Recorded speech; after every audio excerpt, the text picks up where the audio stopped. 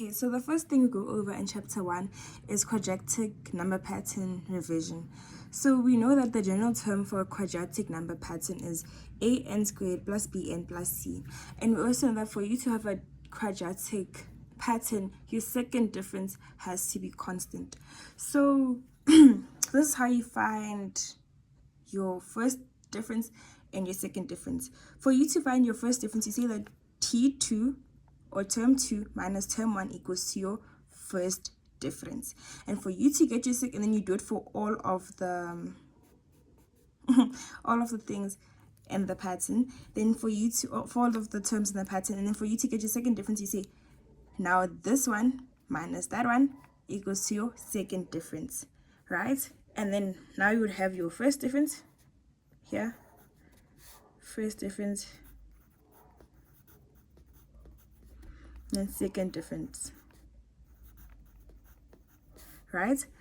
And then now we can look at how to find the A, the B, and the C. For you to find A, use the formula 2A equals to the second difference. The second difference being the constant part at the bottom. And like I said, if you have a constant number on your second difference, that means your pattern is quadratic.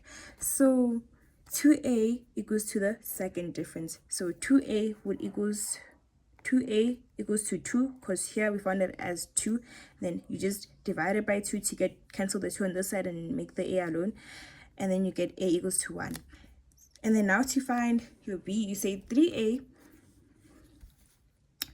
times A plus B equals to the first difference. So you say 3 times A plus B equals to 5, being your first difference that we found there.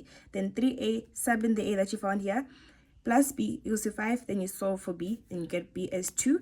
Then you say A plus B plus C equals to the first term. Your first term is the first term that you have in your whole equation. I'm not equation, your whole pattern or your whole sequence.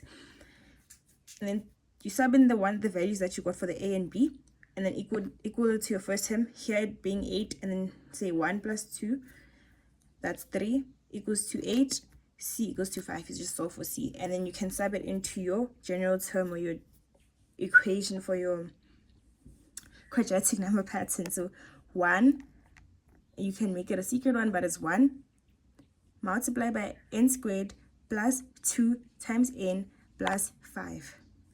And this is your general term for the quadratic number pattern.